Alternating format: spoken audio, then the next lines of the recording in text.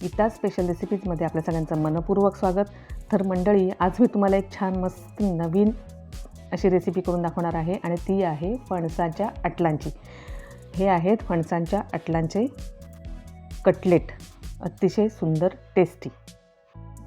फणसांच्या अटला मी छान सुकवलेल्या होत्या आणि त्याच्यानंतर मी साले काढून घेतलेली आहेत आणि उकडून घेतलेले आहेत. उकडून त्याच्यानंतर मी अशा पद्धतीने ते कुटून घेतलेले आहे. तुम्ही मिक्सरलाही बारीक करू शकता. आता याच्यामध्ये घातलेला आहे एक उकडलेला बटाटा. अटला साधारण 15 ते 20 होत्या. त्याच्यानंतर मी इथं घातलेली आहे बारीक चिरलेली कोथिंबीर. बटाटा मी किसून घेतलेला आहे, त्याच्यामुळे तो छान आपल्याला याच्यामध्ये मिक्स करता येईल. आलं लसूण पेस्ट आहे साधारण 2 चमचे.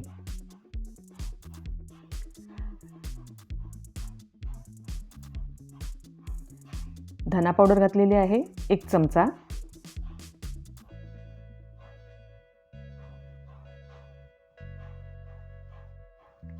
हळद घातलेली आहे अर्धा चमचा. हिंग मी थोडासा घातलेला आहे 1/2 चमचा आणि गरम मसाला घातलेला आहे 1 चमचा. लाल तिखट घातलेले आहे 1 चमचा. तुम्ही तुमच्या अंदाजानुसार कमी जास्त करू शकता हे मसाले. चवीनुसार मीठ घातलेलं आहे.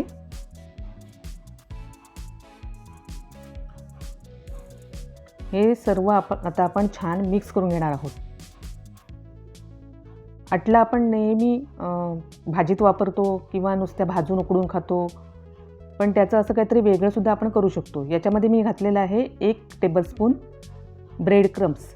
तुम्ही याच्यामध्ये आवडत असेल तर थोडा रवाही वापरू शकता, पण ब्रेड क्रम्स घातल्यामुळे चव अजून खूप मस्त लागते.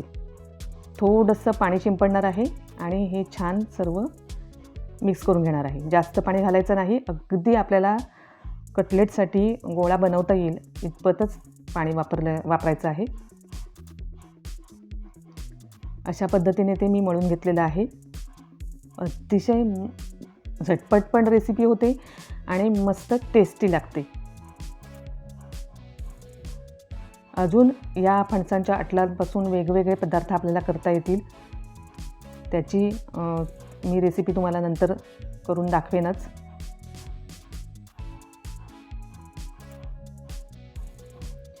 अशा पद्धतीने हे कटलेट करून घ्यायचे आहेत. तुम्हाला हव्या त्या आकारात तुम्ही कटलेट करू शकता. साचा असेल तर साच्यातूनही तुम्ही आकार देऊ शकता.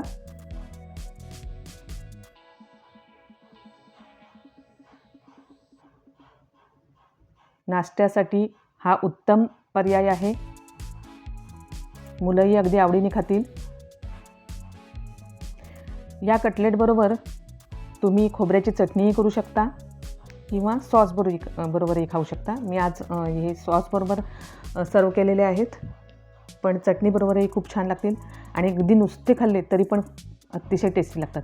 हे मी पुन्हा ब्रेड क्रम्समध्ये घोळून घेतलेले आहेत, ज्यामुळे हे क्रिस्पी होतील. आणि अशा पद्धतीने हे शॅलो फ्राय करून घ्यायचे आहेत. डीप फ्राय करू शकता, पण आपण जास्त तेल जर आपल्याला वापरायचं नसेल तर अशा पद्धतीने शॅलो फ्राय केलेले चांगले. मध्यम गॅस ठेवायचा आहे आणि हे दोन्ही बाजूनी छान खरपूस भाजून घ्यायचे आहेत. अगदी झटपट होतात, कारण याच्यामध्ये जे आपण मिश्रण घातलेलं आहे ते सर्व आपलं शिजलेलंच आहे. अटला शिजवून घेतलेले आहेत, बटाटा शिजवून घेतलेला आहे, त्यामुळे जास्त वेळ लागत नाही. कधी कधी काय होतं, आपल्याकडे फणस खाल्ला जातो पण अटला असतात त्या खूप जमा होतात आणि मग त्याचं काय करायचं हा विचार मनात येतो. तर आपण अशा पद्धतीने नवीन नवीन पदार्थ करू शकतो. तर मंडळी, हे अटलांचे कटलेट तुम्ही नक्की करून बघा आणि तुमच्या प्रतिक्रिया मला कमेंटमधून कळवा. चॅनेलला अजून सबस्क्राईब केलं नसेल, चॅनेलवर नवीन असाल तर चॅनेलला सबस्क्राईब करा. भेटूया पुन्हा माझ्या नवीन स्पेशल रेसिपीसह गीता स्पेशल रेसिपीजमध्ये. धन्यवाद.